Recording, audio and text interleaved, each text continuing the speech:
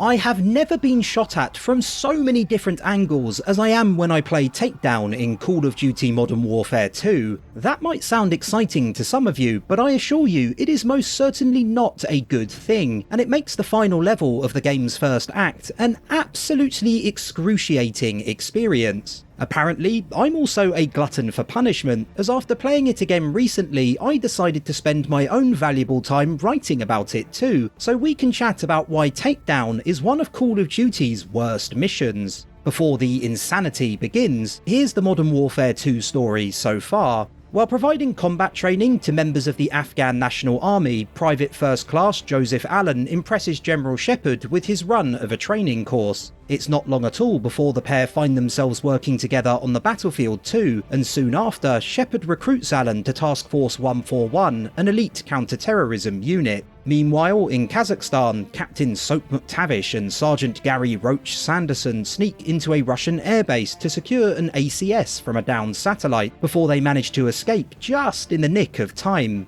Allen then goes undercover in Russia on behalf of the CIA, joining the crew of ultranationalist Vladimir Makarov, who has been committing acts of terrorism across Europe. Makarov's team, joined by Allen, massacre civilians at the Zakhaev International Airport and evade the clutches of Russian forces, at which point Makarov reveals he knows Allen's real identity, kills him, and leaves his body at the airport to frame America for the atrocity. Task Force 141 then travelled to Rio de Janeiro in Brazil to hunt down arms dealer Alejandro Rojas, who supplied the weapons used by Makarov, and that is where we'll jump into the action. Takedown begins with you taking control of Roach in a car with Soap as you track a van you hope will lead you to Rojas. It takes little time before events spiral out of control too. Got a positive ID. Whoever these guys are, I'm not happy to see them. Knows we have a situation here. Get down! Get down! Getting away, Roach! Let's go! Let's go!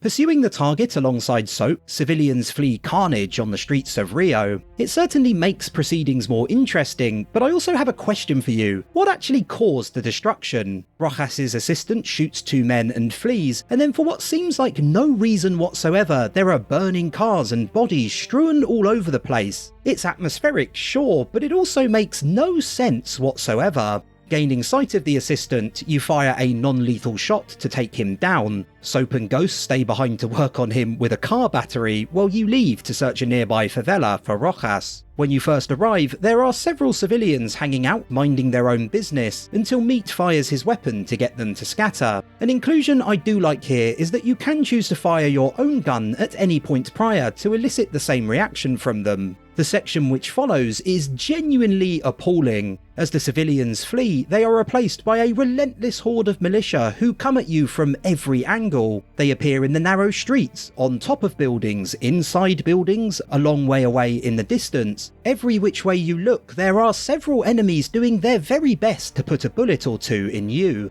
There are 3 issues in particular here which make the sequence an absolute nightmare. First, there is no clear waypointing in amongst the chaos, and so it's very difficult to ascertain where you're actually meant to head next. This early part of the favela essentially acts as an arena of sorts you can move through freely, rather than a linear path like much of the rest of Modern Warfare 2's levels. But because it's so narrow and there's so much going on the entire time, figuring out which path is the one that will lead you to relative safety is a tall order. Popping an objective marker down would immediately make things a million times more bearable. Second, the way enemies spawn around you is diabolical. You'll likely be inclined to stick to the edges of the area and clear it methodically, so that your attackers are always ahead of you, by far the most sensible strategy. If you try to do just that, your plan will be rendered ineffective straight away, as you quickly realise enemies will keep coming from all angles, even those directly behind you which mere moments ago you'd emptied. You will be shot in the back, and then as soon as you turn to face your foes, you'll probably be shot in the back from another angle. To say it is infuriating would be a gigantic understatement. The last of this terrible trifecta is enemy placement, a problem just as soul-destroying as the seemingly infinite respawns. When an encounter is as frantic as this one, you cannot put half of the militia in places where they are incredibly hard to hit. There has to be a trade-off. Because there are so many of them everywhere, they should be in places where it's at least relatively easy to shoot them so that you don't end up getting completely overwhelmed incredibly quickly. That is not the case, however, and so often you'll be trying to hit a head peeking around a corner, a body partially obscured by a rooftop, or an enemy crouching behind cover. If you could clear the alleyways one by one and had time to think, there would be no issue, but you can't, and so there is. There are also two offenders in terms of enemy placement worse than any I've mentioned so far, which are the civilians running around who look like baddies and are very easy to accidentally dispatch, and the militia who will shoot through cracks in doors who you may not even be able to see. Both feel very cheap. Honestly, I'd go so far as to say that this early section in the favela is one of the worst in any shooter I played. The whole thing is a mess, which is no fun and feels downright unfair even at lower difficulties. I made my way through it multiple times for this video, and even on regular, the second easiest difficulty, it nearly drove me round the bend. Reaching the end of that absolute horror show, Soap gets in touch. Roach, we've got Rojas's location. Headed west along the upper levels of the favela.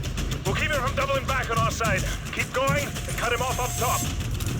A nice little detail is the civilian you can spot in a window giving you information on where your enemies are coming from. Although, if you're anything like me, your itchy trigger finger might have accidentally slipped the first time he appeared. This final part of Takedown is, on the whole, better than what came immediately before. It's a lot more linear, which means there are far less issues with enemies constantly popping up behind you, and although it does still feel unfair in the way they will continually randomly appear behind doors or at windows you thought were empty, it's definitely much less tedious. That also makes it a good time to quickly talk about the mission's place in Modern Warfare 2's campaign. I have no idea what developer Infinity Ward were thinking using it as the big finish to Act 1 of the story. Think about what precedes it. First you have SSDD, a bog standard tutorial, followed by Team Player, a middling but traditional Call of Duty experience. That's followed up by the excellent Cliffhanger, a slow-paced affair in the mould of Modern Warfare's All Gillied Up, before you finally rampage through an airport, or choose not to, during the extremely violent gimmick mission that is No Russian. By the time you arrive at the end of the act, you've actually only played through a single level of fast-paced shooting in the mould of what you'd usually expect from the series. And then you have to get through Takedown, which is way too much for where it's positioned in the campaign. If it occurred later on in the story, it would still be awful, but you would have at least had some time to hone your sharpshooting in preparation. Sitting where it is, it feels like you transition from a steady pace to something completely over the top, and it doesn't work in the slightest. One final gripe here as we near the end of this complainathon is the way exposition is shared with you. I like the idea of radio messages coming through from Soap to let you know what he and Ghost are up to, as it fits well with the idea of the entire mission being an extended chase sequence. What I don't like is that it's really hard to pay attention to them given the havoc repeatedly erupting around you.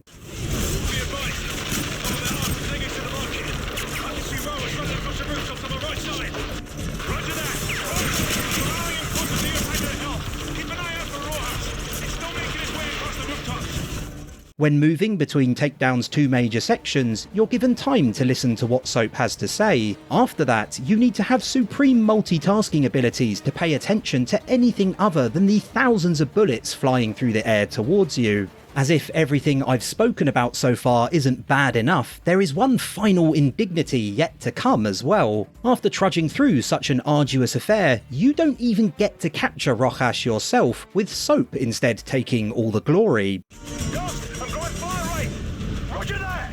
He's gonna get away! No, he's not. No, this is Bravo 6. We've got the package. I repeat, we have got the package. Coordinates to follow.